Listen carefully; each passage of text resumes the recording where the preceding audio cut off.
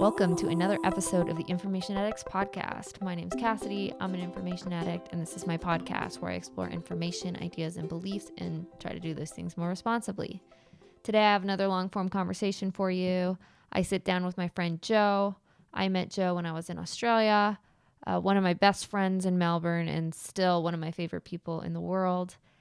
We got to sit down and talk about comedy and media construction and the ethics behind that and, just general life stuff. So here is that conversation for you. Hope you guys enjoy. Well, welcome to the podcast, Joe. Thank you.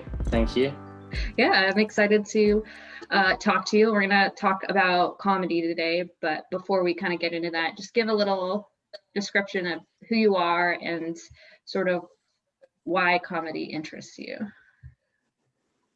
Okay. My name is Joe. I went to film school, and since then I made a show, a mini series called Monkey Man, which is on YouTube and Seeker TV. So you should definitely watch that. And also have a sketch comedy group called Bam Yassi, which you should subscribe to on YouTube. Great shameless plugs. I like it. Thank you. Yeah. So why comedy? I feel like most film students want to make serious dramas or things that, are seen as quote unquote important. What drew you to comedy?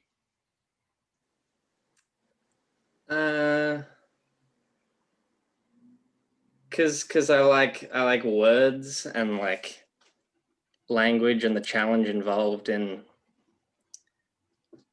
you construct words in a certain way to produce an involuntary reaction from the people who are watching. I like that challenge.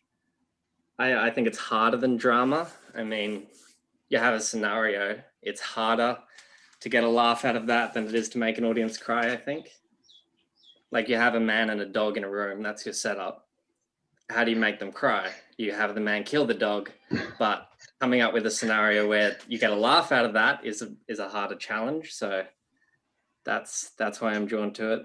Straight to killing the dog, not like the dog has cancer.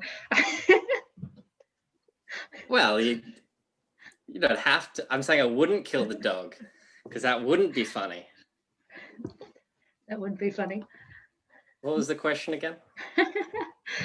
Well, why comedy? Well, I mean, I think I'm with you in that I also think that comedy is the harder art form, yet it's often seen as the inferior movie genre and like film type. And there are pieces that help me understand it, but I don't know why it has that stigma, especially from creators, if that makes any sense. Yeah, I don't get that either. I mean, it's harder to do. I guess maybe it's not as serious, but I think like if a dramatic story works, it's because you're like scratching at something truthful. And I guess it's the same thing with comedy. If something produces that involuntary reaction, it's because you're, yeah, I guess scratching a certain itch. It's just trying to, get at the transcendental in the same way you would with a drama. Yeah. And I guess I like sketch comedy because it's like you're trying to do that in, 1 to 3 minutes. Right. And so what's the challenge there, do you think, between that condensed version and the full length comedy film? Why do you think that smaller bit is sort of more difficult to do? Why is it harder to do in a shorter period of time? Yeah. I don't think it is. I'm sure making I've never made a feature film. I'm sure that would be way harder. The reason I like the sketch stuff as opposed to doing the narrative series is that it's just a more I guess, a more distilled version of it. I guess if you're involved in a film production, there's, you know, like that, it's 2 years of work for, you know, and then you're dealing with a whole lot of other stuff. I mean, you can easily spend a week trying to find a day where 20 people's schedule aligned. So I enjoy the sketch comedy stuff because it's more like you have an idea, you shoot it, and then you put it out there, and there's less, I guess, buffer and labor in between that A and the B of that. Yeah, and so with your YouTube, you've really made a focus on that small sketch comedy. So what have you started learning about that quick turnaround? I know that you've committed to trying to make content really consistently. What's been the struggle and the difficulty with all that?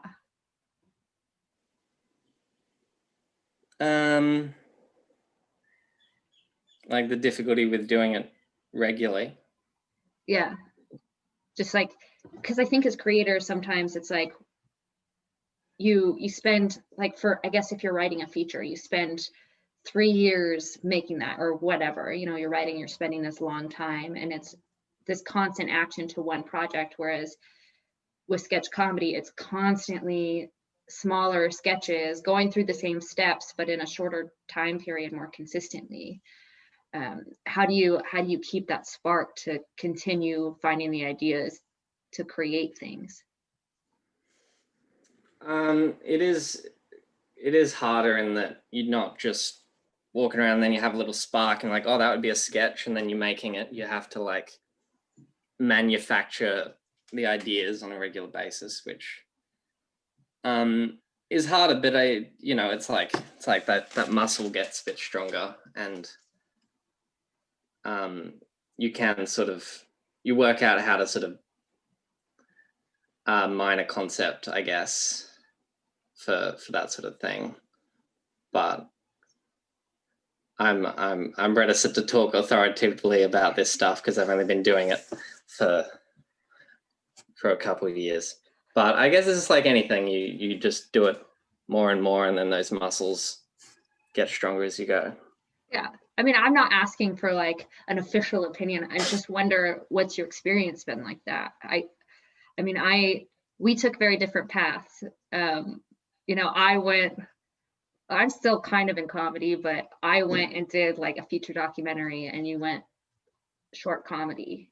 And for me, I've learned like crazy amounts and lots of things doing all of that I could never have learned outside of film school. Have you found that to be something new, like this experience teaching you something that even though you went to film school, it's created this new like learning process that you couldn't have gotten from just going to film school? Yeah, I think I learned more like I learned more in like the first 6 months of doing the TV show than I did in 3 years of film school, because it's a very different it's a very different experience watching films and analyzing them versus actually running a set, and I'd never really done that before until after film school, so it's definitely a much steeper learning curve. I mean, the most valuable thing I got out of film school was, I wouldn't say anything that I learned in particular, was more just like the resources and the people you meet, and having a crew you can work with after film school. That was the most valuable thing you get out of film school, I think. Having those connections and the confidence that you understand how film works and you can make one. Yeah. I definitely learned way more after film school than I did during. Yeah, definitely had that experience too. If you had to do it again, would you go to film school? I don't know. Like, I would, because it got me to where I am now, and I think that's okay, and it was part of the path and all that. If I was giving someone else advice, I'd probably say just get on film sets if you can. Yeah. if that's something that's available to you, I'd say you'd probably learn more by seeing it done in practice. Yeah. Or, Yeah. and, you know, study law or something useful. Forget the filmmaking. It's a I Vegas. would say become a lawyer would probably be better career advice than going to film school. Yeah. Yeah. No, I mean, it's interesting. I also think that I would still go to film school. But my American school is so different than Australia because we had all these other prerequisites that I had to take, where you guys were just mostly film stuff. So I think all of those things that I learned helped informed how I took that into filmmaking and gave me some time to figure it out. But yeah, it's definitely one of those tricky things where it's like, I could have been making money this whole time instead of paying you to teach me how to do this.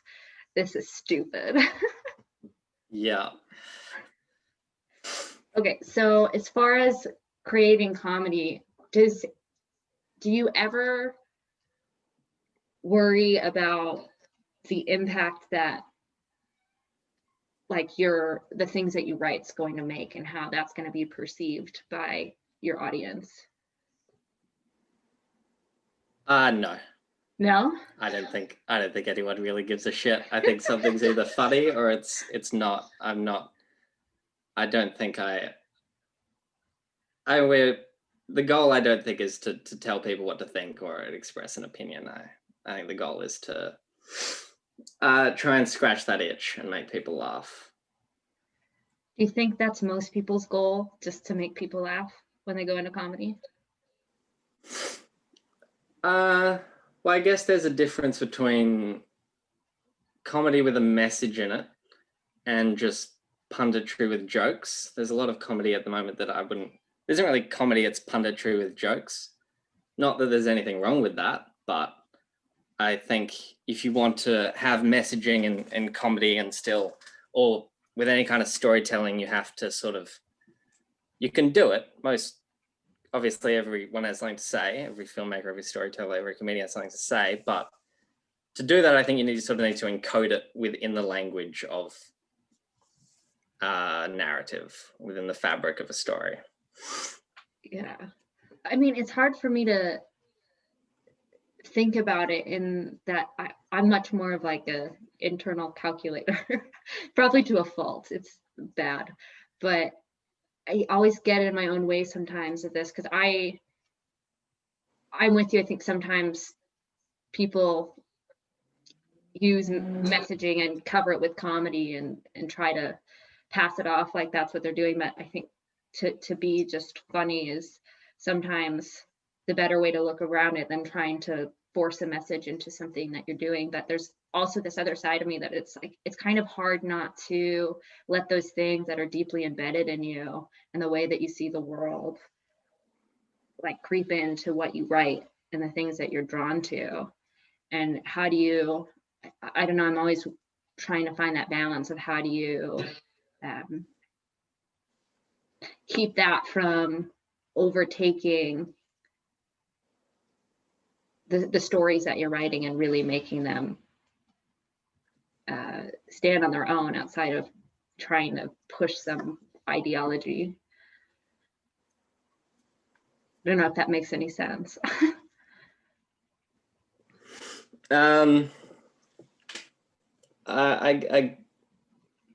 I guess you mean you feel like you have something to say, but you don't know if that meshes with what you're doing. Is that in terms of telling jokes? Is that what you mean?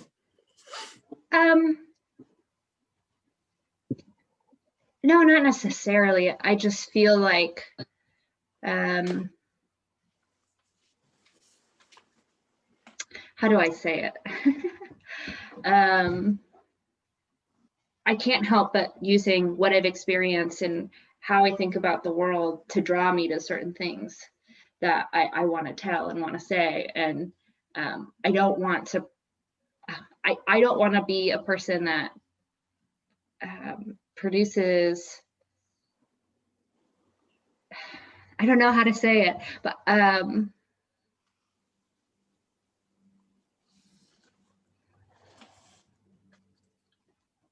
I'll fill by dipping this tea bag. Great. Some thinking time. Perfect. And cut away to this.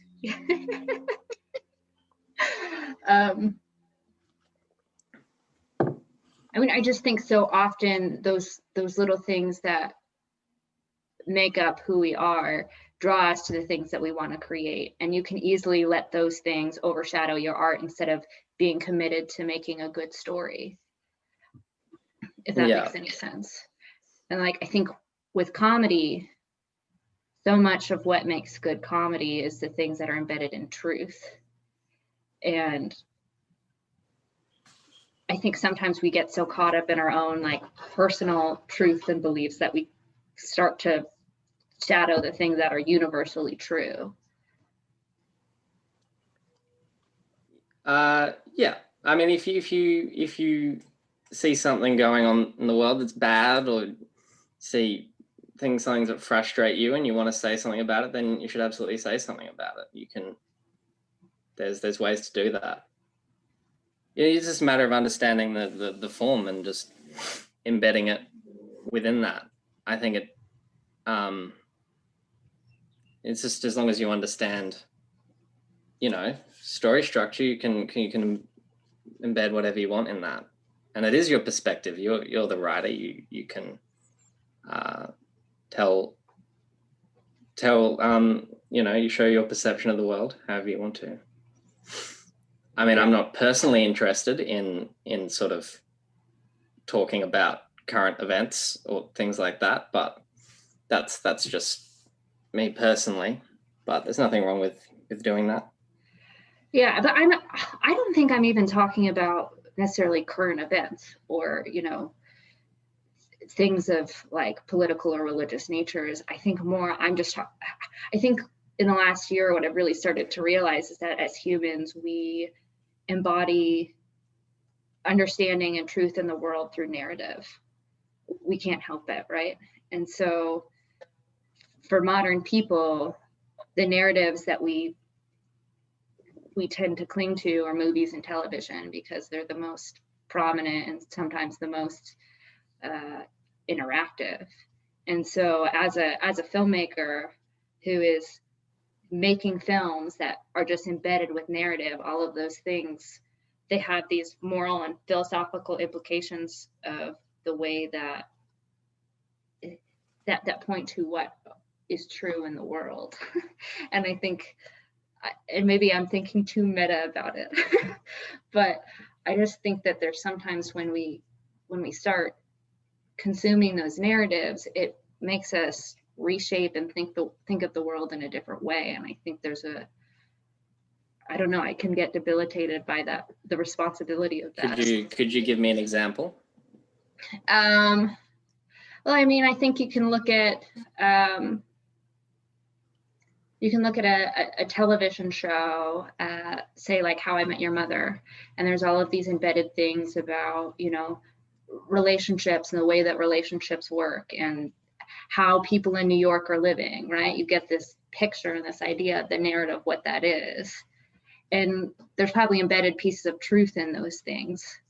But I think subconsciously we're picking up all of these characters and then placing that into the real world and saying, okay, well, this is how actually people are. And like there's lots of different ways that show goes about that. And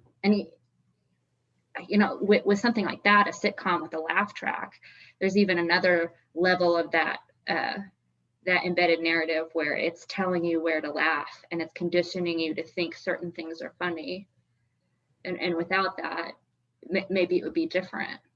So it's all these little subtle ways that it's getting you to identify on how the world is true, even when they're using those absurdist undertones. Does that make sense? Yeah. Yeah, that sounds about right. And that doesn't, I mean, how do you shape that as a filmmaker then and not like let that, I don't know, maybe I'm just too in my head about it.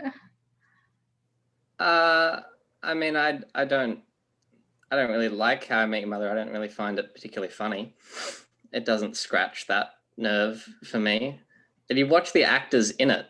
I mean, they look like they're like really forcing it. They don't look like they're having a good time. Yeah.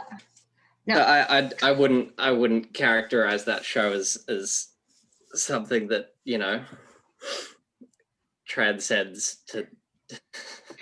Okay, I'm not saying. I don't. Whether it's harmful, I don't know. There's various theories about whether or not. I don't think it's. Do you mean like how women are represented in that? I guess it's not particularly politically correct, but.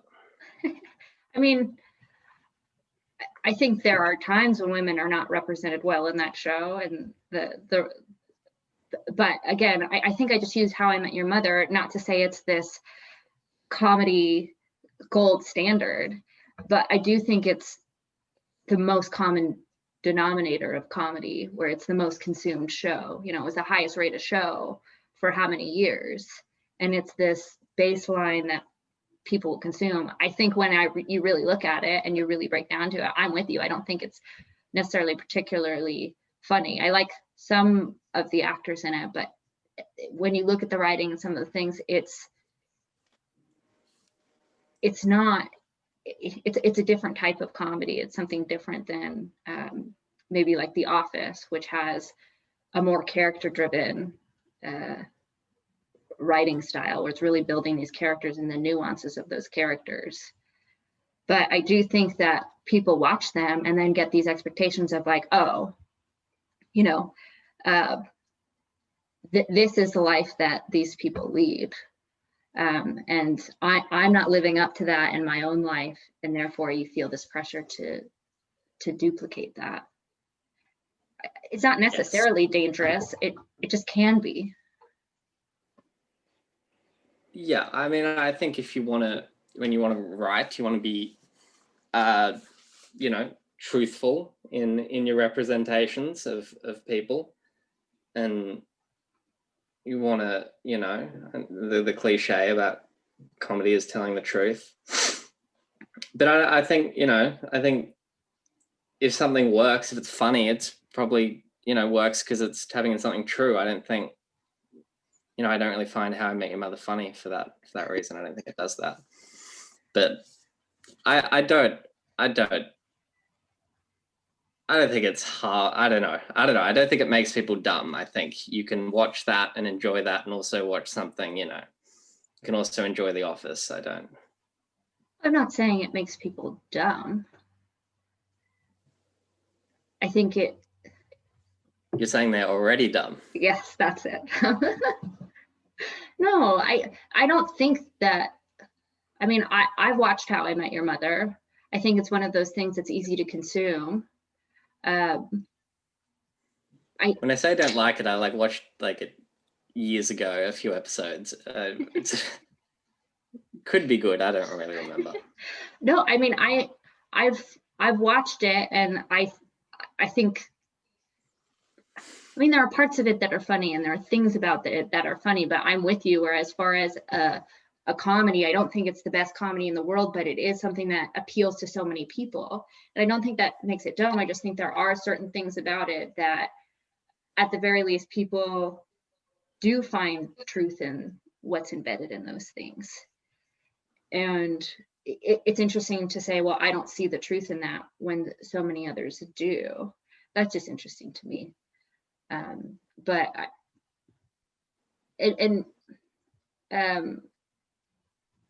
maybe that's not a good example. But I mean, you can look at,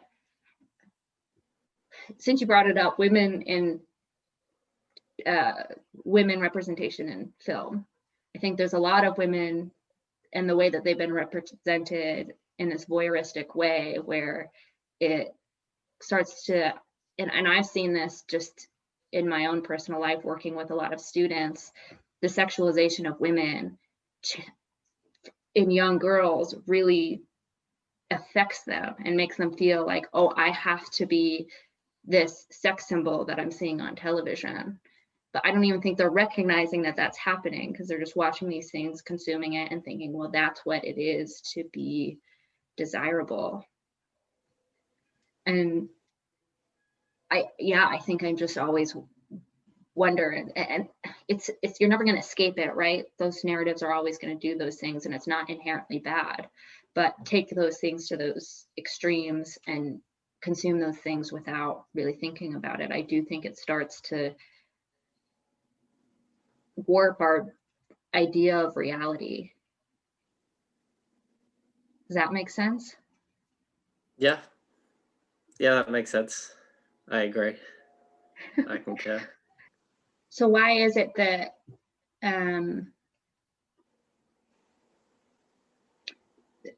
maybe not why is it is the best question. What is the best sort of way to engage in that then?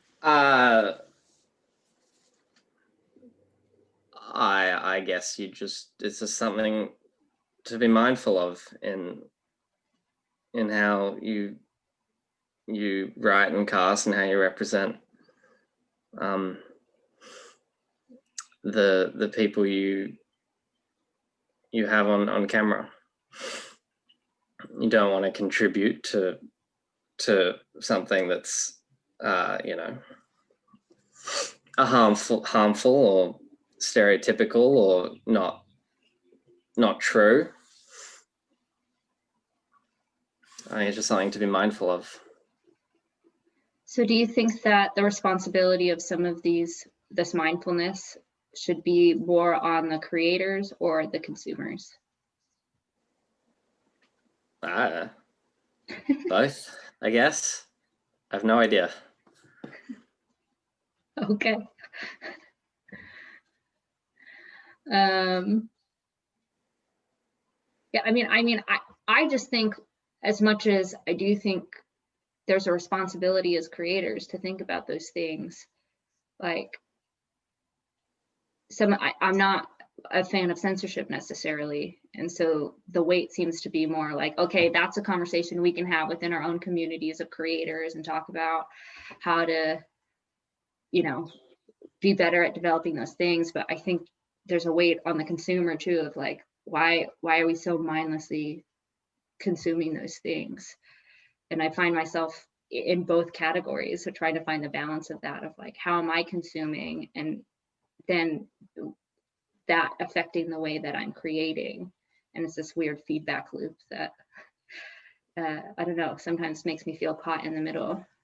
I don't know if you ever feel that way. Things are changing extremely rapidly. Like, you watch like a mainstream Hollywood film from like 4 years ago or whatever, and there's stuff in there that you'd never see now, using language that would never be in a Hollywood film now. Right. So I don't know. It's all changing very rapidly. Do you think any of that has to do with the way that new media and like social media interacts with that sort of stuff? I don't know. Probably. I feel like that affects everything these days. I have no idea. The noise is a lot louder now. There's a lot of I don't know, sensitivity around things that haven't been addressed in the past. And that affects the media and the rules that surround participating and making media. Do you feel that with sort of like the new media, there is in some ways a freedom for artists to feel like they can create more on their own realms, not stick to some of these old narratives that have been passed down through established media? Yeah, absolutely. You can. I mean, it's a more competitive market now, but the flip side of that is that anyone can create anything, and you can create something broadcast quality for a fraction of the cost you could 10 years ago. So yeah, absolutely. Do you think that makes the industry better? What, the film industry? I don't know. I mean, it's good for a consumer. I mean, we have access to more content we could watch in our lifetimes. I have no idea if it makes the industry better. I don't need solid answers. I'm just looking for your opinion. I don't know. I'm not in the industry. I Yes, make you YouTube are. videos. That's part of the industry now. You can make so much money doing that sort of thing. It's not like it was 15 years ago where it's like kids in their bedrooms doing vlogs and stupid videos. Like there's legitimate ad space for those things.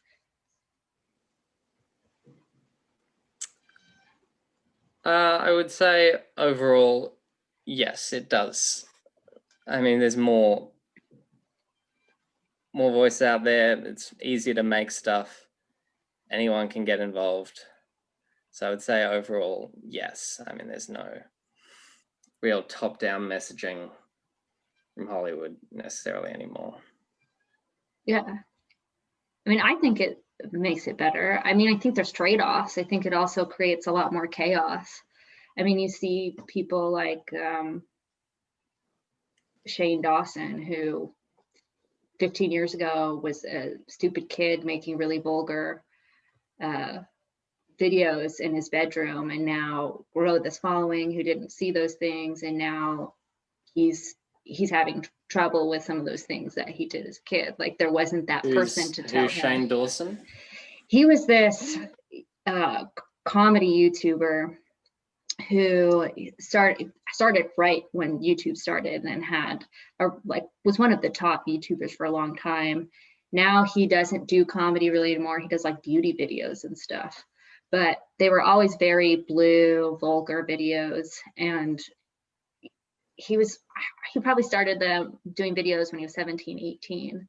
So he's a dumb kid in his bedroom, putting videos online, making people laugh. And then now people see some of the stuff and they're like, oh, this is too much. This is offensive or whatever. And it hasn't ruined his career necessarily, but it's definitely created like issues. I think there's a lot of times where these young kids who are doing part of this thing that was new, that nobody had any idea where it could go, just producing content. There wasn't anybody to kind of tell them, oh, maybe don't go that far. Maybe pull it back a little bit, or maybe, think about the way that could look in the future. Well, yeah, I mean, I presumably said a lot of dumb shit when I was 16. Presumably everything I said when I was 16 was pretty dumb, but fortunately for me, it's not online. So that is definitely a hazard for these kids who, are being dumb kids and put it all online. Yeah.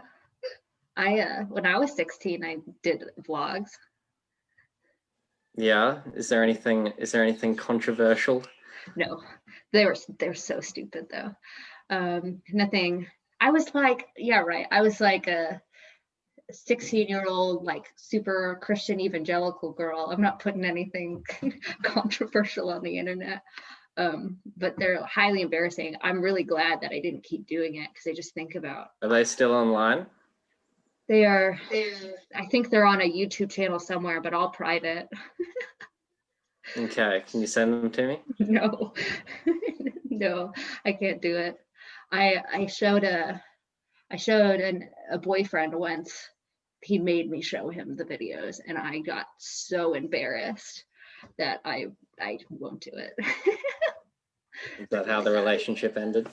Yeah, he's like, I think this is not going to work out. No, he lied and said they weren't that bad, but they were bad. Yeah, send them to me. No, it'll change the way you see me. I'll judge how bad they are. I can't do it. You're funnier than me, so. Just overlay over this part of the conversation. Is it important? Just overlay it No, they're so bad. Oh, I'm With you gonna trying to convert the internet. I'm gonna burn them someday. I can't burn them; they're online, but I'll burn them onto CDs and then I'll throw them in a fire, just for the. Yeah, that sounds very cathartic. So Joe, you produced my first film. How does Did that I? feel? Yeah, you did. Have you seen Postal recently? No, is it shit? It's not. I mean, it's not great. Probably shouldn't say that because the people who worked, the actors did an amazing job. I should hasten to add, but It was a student film. yeah, The actors it's were a student great. film. The actors were great. Yeah, if you're Yeah. listening to this, actors. You were all great. We loved working with you. But yeah, it's pretty cringe. What's the worst part about it? Don't say the right name. I don't know. It needs a tighter edit. It could be like half as long. Yeah. It would be it's like an 11-minute film. It would be like a great maybe 2-minute film. Oh gosh, cut that much out of it. Yeah. No, it's all right. It was fun. It was a vibe. It was a good time. What did you learn from that experience?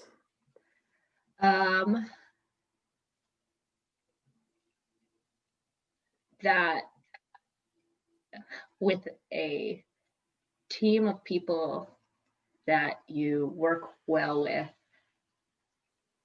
filmmaking doesn't have to be so turbulent.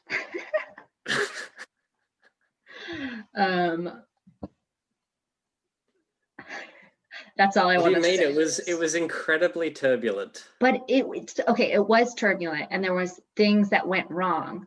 But I'm telling you, there were a lot. Like, it was one of the better sets that I worked on. And yes, there were things that went wrong, but it just wasn't chaotic to me. No. But maybe that was just me, but I didn't feel like at the end of the day I was gonna lose my mind. I felt like, okay, we did a lot in a short amount of time, and we did it fairly effectively. I mean, there's definitely pre-production we could have done that would have made it better. I definitely think there were things in the edit that could have made it better. Here's a better question. What was your least favorite part about Postal? My least favorite part about Postal. I don't know. I gotta think about that. It's been a while. What was your least favorite part? Me yelling at you? No, that's fine.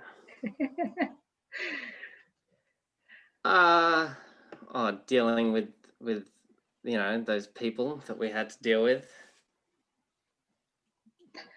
Mm-hmm. I don't want to name them, but oh yeah. It's a student production. You're dealing with people who are just there to clock on and get a degree and put in the bare minimum. It's just like a group project, except it goes for a year. I think I blocked that out, and now that you've said all of that, it's all coming back to me. I was like, oh yeah. How do you not remember that? I'm serious. Like the key takeaway. I decompartmentalized it and just put it back in my head so I wouldn't have to think about it. Yeah, that was tough, but it taught us things. It did. It's good conflict resolution training. A lot of that was in post, though. I felt like the shooting of it was fun. Like, the actors were so fun to work with, and for great actors. Yes. Let's reiterate that. We loved them. Yeah, blowing up the cake was fun. We We put almost killed, explosives in a cake, and it was like way too big, and almost killed shards of plate went everywhere. Angie. That was fun. Angie. He's fine. He He's a was, pro. but do you think he was actually super shook by it? And just was sort of Yeah. like grin and bear it? Like, Yeah, I think he was definitely freaking the fuck out a little bit. Sorry, I shouldn't swear on this, should I? it's fine. I swore. I swore, so Whoa. you know. Maybe I'll But cut it yes, Postal. That was great. Great actors. out. Honest opinion. What did you think of my writing? Great writing. You can no, seriously. No, I think it was good for a student film. First time, everyone doing everything more or less. I think, including the writing. I think it was good. I think with a few more years of experience, there's a lot more that could be, cut out. There's better ways of telling that story. Yeah. I'm with But you. it was a good attempt. Good first draft. Ready for Postal, the web series? No, never. You're done with that? That's a closed door. I'd say so, yeah. How's the documentary going? Good. We're done. Putting in the last screen titles now, and I just got to figure out the distribution, which is the scariest part because it's something I haven't done in any sense of like the scope of it. Just the idea of trying to sell something that you created is just outside of my wheelhouse. But Yeah. I'm working on it. Yeah. Yeah, I mean, it's definitely been something that made me reevaluate my perceptions of, my tight box of this needs to be done in this time at this place. I thought, oh, it needs to go out in the 2020 festival cycle, and then everything shut down, and I realized, okay, it'll still be fine if it doesn't go out this year. And in some ways, I think it does, with COVID and everything that went down with that, it helps in a certain way because there's so much distress in the restaurant industry. So there's tons of people trying to kind of think about new ways to go about that. And so it could in some ways be the perfect time to sort of release it. But maybe I'm being too hopeful. I have a tendency to do that. So what's the first step? How do you go about selling a documentary? So you can put it into festivals and try to get eyes on it that way. You can get a distribution agent that can get eyes on it. Sometimes it's just people I've had a couple people say they really like the film and would like to help me get connected to people who might be willing to shop it. But there's other ways too, though. You can do your own distribution of going through streaming services or, doing tours and trying to get people, talking about it, reaching out to individual news sources or, entertainment sources that are going to report on new films and talk about those things. And, there's also the free route of just put it on YouTube and try to get someone to share it. Someone important, there's just so many ways. And I think with COVID and the way that it's shook up the entertainment industry, it's really hard to figure out how to pivot. Like everybody's trying to pivot, and a lot of it is online streaming, but even that's just a whole new game. So what are you going to do? Which one of those? Well, I started submitting to festivals again. So we'll see how that goes. And I'm building branding for it slowly but surely, which is hard because I think that's my weakest point of the social media and that it just drains me. It's not, I'm much more suited to the project management part where it's like, okay, let's get this done, delegating the things for people to do. But with an independent film like this one, I wear all the hats. And if I don't do a lot of that, it's just not going to get done. So it's been a lot of emotional work to get myself to a place that's ready to jump into that. It is draining, the social media stuff. Oh, it's the worst. And I want to be a social, like a digital minimalist and like be off the grid, but I can't with what I do. Yeah, I get that. You don't want to be on this stuff. No, but you don't want to be on TikTok, but it is fantastic for growing an audience. Do you have a TikTok? You should subscribe to Bamyasi on TikTok. BAMYASI on TikTok. Has you gone viral yet?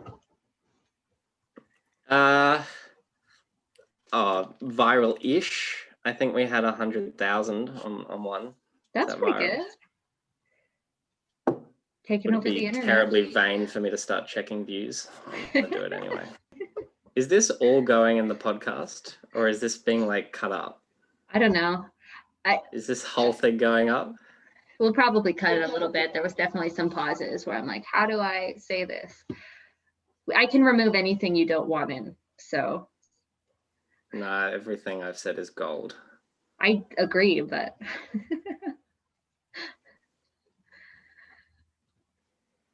How are you looking? How many followers do you have? I'm waiting for it to load. Followers, 342. 342. There you go. That's more than me. I try. We try. That's all we could do. But anyway. You on TikTok? No. I don't think I want to be. It's super addictive. My family sends me a bunch of TikToks online or on text message. So I'm constantly getting these different TikToks, but no, I'm not on it officially. I don't think I would. Yeah, the less of this stuff you're on, the better, I reckon. Well, it's just hard with entertainment because I think But it is also hard because it's the medium that we're supposed to be working on. But it does also take a lot of time from you. Yeah, I mean, I think it's so difficult because with entertainment, it's not like you can really close a door officially because there's just no direct path to get there that you're like, I want to get my foot in the door any way I can, so then I can have the space to go and create more the way that I want. That's sort of the battle that I've had with stand-up for a long time, where it's like, I think I'm funny enough to get like to a level where like if I worked at it, I could eventually have that door open to me. But I don't want to do that because that lifestyle of what it takes to be a stand-up is just not something I want at all. So I just don't do it. But me and my boss who work, she's the one who creates the festivals that I work for. We talk about that all the time. It's like, if we just wrote stand up and did something, like we have the connections and the like, we're just funny enough to like get somewhere to like open a door. But the soul sucking and the like the trade off, I just don't think is worth it for me. What do you mean by the soul sucking? It's just, it's such, I don't mind performing stand-up necessarily. It's a lot less intimidating than I thought it would be. But just thinking about what it would mean to be on the road and the grind and the rejection and all of those things that go into being a really great stand-up comedian is just a lot of work for reward that doesn't seem good for me. So I'll still do stand-up sometimes just to kind of sharpen my writing chops and play with a new medium and be an idiot, but I don't think I'd want to make it a career. So you've done it a few times. Yeah. How'd Yeah. it go? Well, I've never bombed, but the last time I did it, we had some people drop out in a lineup at a comedy festival for a clean show. My boss was like, "Is your set clean?" I'm like, "Yeah." And so I had to perform at a comedy festival. It was not great. Oh wow. Yeah, so I've officially performed at a comedy festival. I can put that on my Nice. resume. But yeah, I mean, it was just okay. The reaction was okay. But I also only had 5 minutes to like prepare myself to go up on stage and do stand up. But Yeah. you were also the first person to ever watch me do stand up. That's right. I was. So how was I? You can answer that question. I don't remember. Yeah. I think you were good.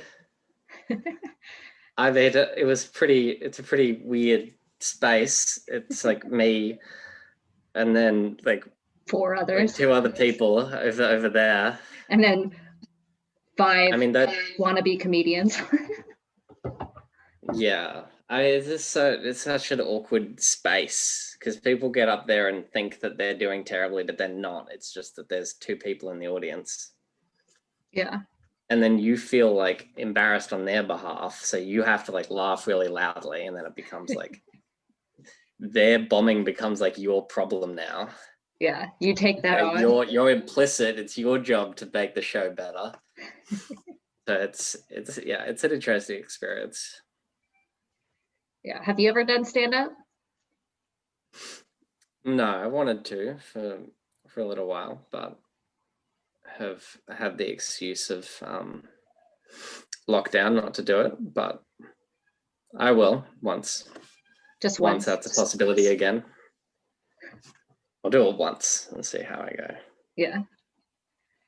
Yeah, I think I liked improv a lot more than I did stand up, just because of the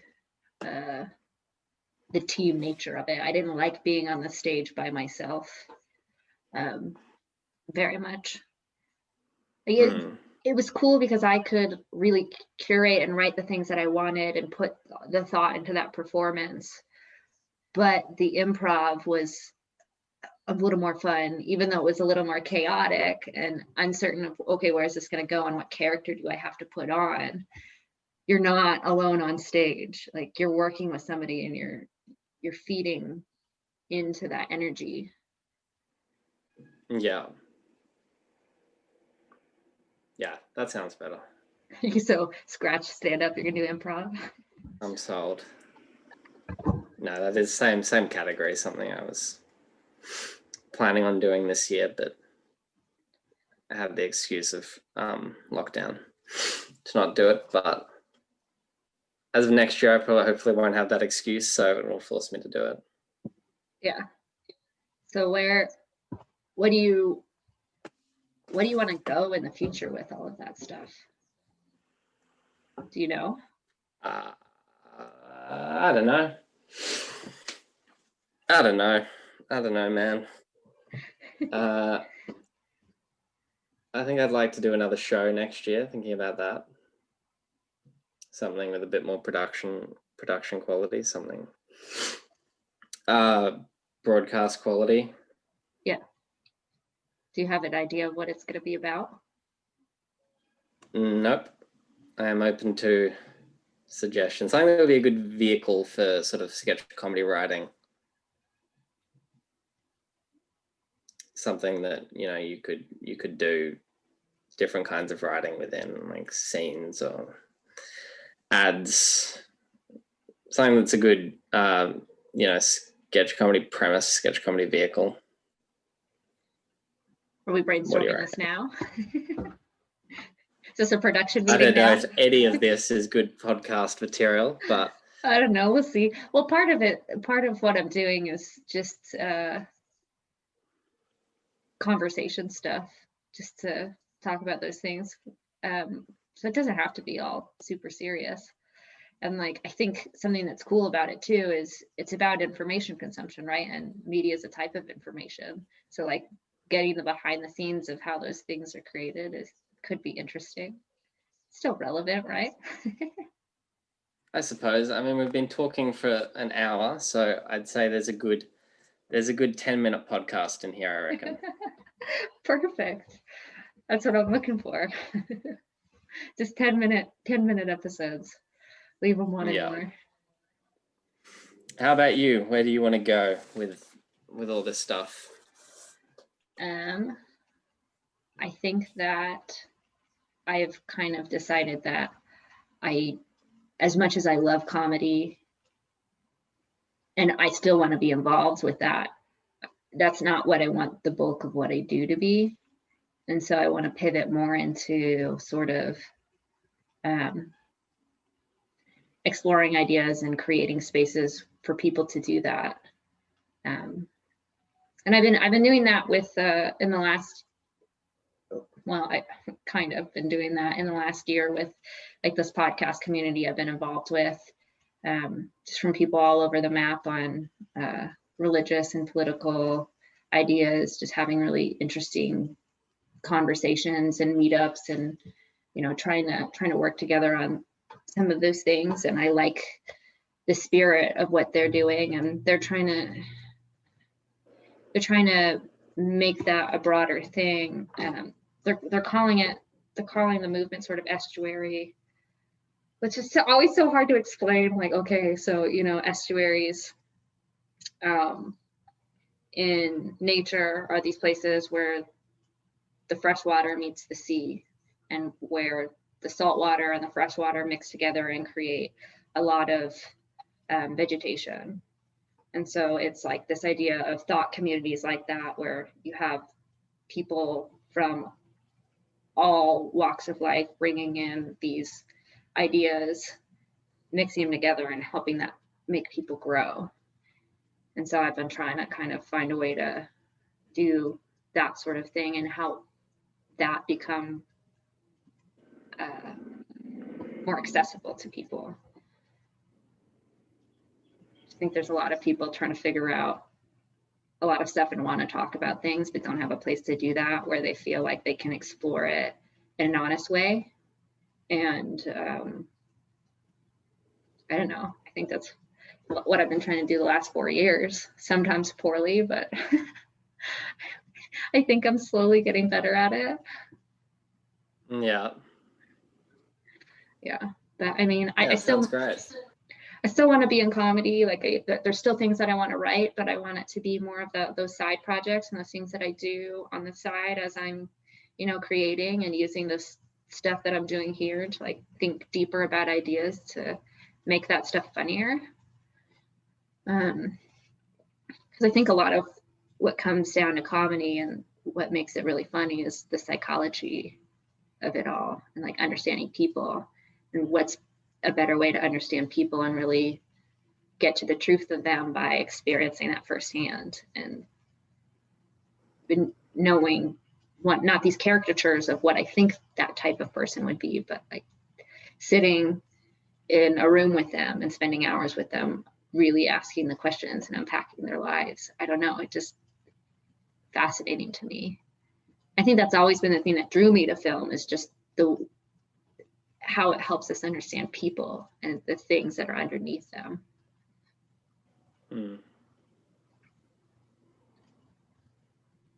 Yeah. So we'll see how that goes. Sounds like you're on the right track. I hope so. I mean, that's part of life, right? If I realize I'm at a dead end, it's just part of the journey. I start over, and there's probably going to be a million of those moments where it's like, okay, pack it up, do something different. But I'm loving what I'm doing now, and slowly learning how to make that more sustainable. But yeah. See, a while back, you told me that you wanted to come do some stuff in America and do like a tour in America. Is that totally off with COVID and everything? Or do you still plan to do it in the future? That was a pretty half-assed half-assed tentative idea. I don't know if that would have ever happened. I think I was just talking shit. You could have made it happen. Could have, yeah. But I was more that me and my friend just wanted to go on a trip to America. And it was like, how could we, convert that into content? For there is no higher calling. Than creating content. But we were just hoping to come to America and maybe get some content out of it. But that never happened. Do you think you're gonna do it in the future though? Come to America. Or do you make content in America? I'm sure you plan to come to America at some point. I don't know. I guess so, maybe. I don't feel like there's necessarily in doing stuff online. I don't feel like there's any particular need to go to LA and try and make it there. I feel like there's just as much opportunity. You're not going to try to abandon Australia like all the others? I think it's probably a better play to get successful in Australia and then go. You don't want to do it the other way around. Nah, I think that would be a harder path. Plus, you're going to be in America. America's not really the center of the world. No, I don't think so. Despite what you people like to think. I don't think that. If you remember, I wanted to stay in Australia and I know. And everybody thought I was crazy. But no, but I think it's online, and when that sort of space, it's all kind of it's a bit more meritocratic. I don't know if there's any particular advantage to being in the US. Yeah. I mean, I think with the way that California is right now, everybody's sort of moving out of LA. So you've got all of these creative communities starting to build in surrounding states. So it's not even like you have to be in LA anymore to make it. So I'm not going. I'm avoiding it like the plague. I also just don't think I have the personality to thrive in LA. I'm not very flashy. You do all right in LA. You'll be fine.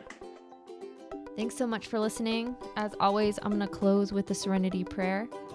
God, grant me the serenity to accept the things I cannot change, the courage to change the things I can, and the wisdom to know the difference.